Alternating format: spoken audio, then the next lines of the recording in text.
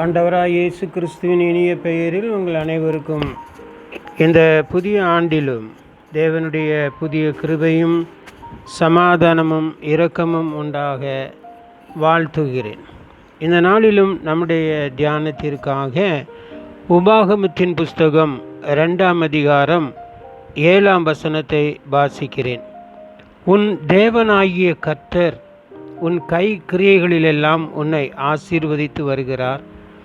இந்த பெரிய வனாந்திர வழியாய் நீ நடந்து வருவதை அறிவார்.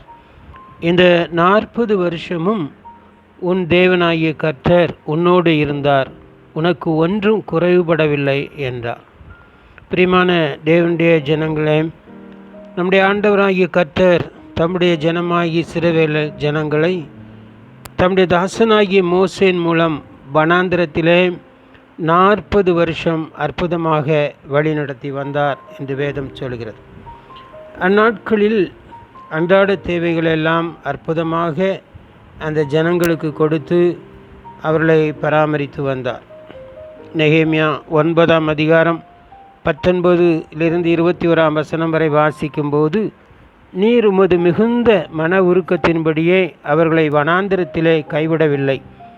அவர்களை வழிநடத்த பகலிலே மேகஸ்தம்பமும் அவர்களுக்கு வெளிச்சத்தையும் நடக்க வேண்டிய வழியையும் காட்ட இரவிலே அக்னி ஸ்தம்பமும் அவர்களை விட்டு விலகவில்லை. அவர்களுக்கு அறிவை உணர்த்த உம்முடைய நல் ஆவியை கட்டளையிட்டீர். அவர்கள் வாய்க்கு உம்முடைய மன்னாவை அருளி அவர்கள் தாகத்துக்கு தண்ணீரை கொடுத்தீர்.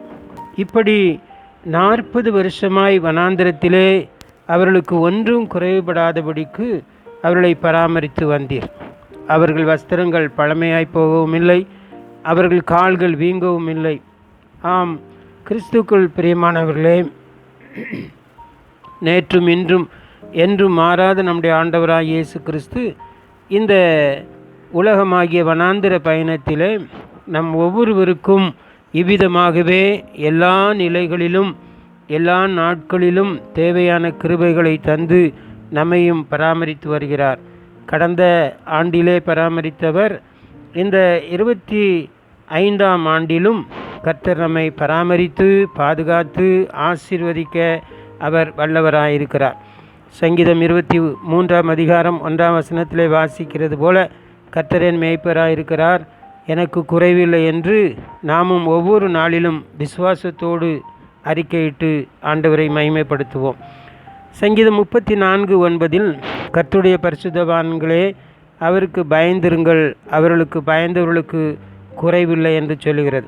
34:10 சிங்கக்குட்டிகள் குறைவுபட்டு பட்டினியாயிருக்கும், கர்த்தரை தேடுகிறவர்களுக்கோ ஒரு நன்மையும் குறைபடாது என்று கர்த்தர் சொல்லுகிறார். 1 ராஜாக்கள் 14ஆம் அதிகாரம் 16ஆம் வசனத்திலே, கர்த்தர் எலியாவை கொண்டு சொன்ன வார்த்தையின்படியே பானையிலே மா செலவழிந்து போகவும் இல்லை, கலசத்தில் எண்ணெய் குறைந்து போகவும் இல்லை. கர்த்தர் ஜனங்களை பஞ்ச காலத்திலும் கூட அவர் வழிநடத்த வல்லவராயிருக்கிறார். லூக்கா 15ஆம் அதிகாரம் 14ஆம் வசனத்தை வாசிக்கும்போது, தன் தகப்பனை விட்டு தூரம் போன இளைய குமாரன் எல்லாவற்றையும் இழந்து போன நிலைமையிலே திரும்பி வந்தபோது குறைவுபட தொடங்கினான். பிரியமானவர்களே, நம் பிதா நாம் வேண்டிக் கொள்கிறதற்கு நினைக்கிறதற்கும் மிகவும் அதிகமாய் நமக்குள்ளே கிரியை செய்து நம்முடைய குறைவுகளெல்லாம் நிறைவாக்க அவருடைய வல்லமையின்படியே நமக்கு அவர் செய்ய வல்லவராய் இருக்கிறார். எபேசியர் 3ஆம் அதிகாரம் 20ஆம் வசனத்திலே அப்படி வாசிக்கிறோம். மூத்த குமாரன் தான் பிதாவோடு இருந்தும் தனக்கு ஒரு ஆட்டுக்குட்டி கூட அடித்து விருந்து செய்யவில்லை என்று குறைவுபட்டு கொண்டான்.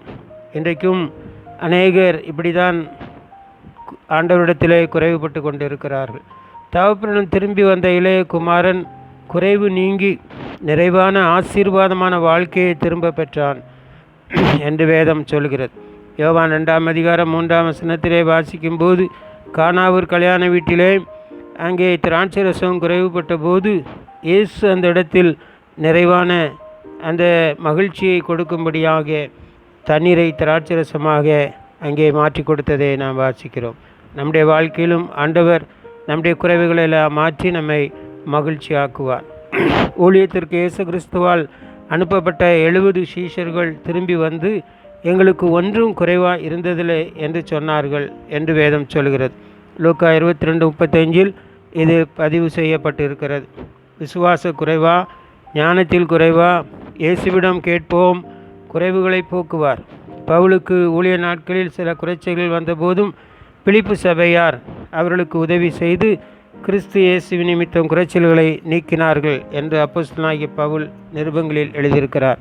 நம்முடைய தேவைகளையும் அப்படியமாகவே அவர் சந்திக்க வல்லவராயிருக்கிறார். நம்முடைய நல்ல மேய்ப்பனாகிய கர்த்தர் நம் பிதாவாக இருக்கிறபடியினால் நம் குறைவுகளை போக்கி நிறைவான சரீர ஆவிக்குரிய ஆசீர்வாதங்களை தந்து நம்மை அனுதினமும் அவர் வழி நடத்துவார்.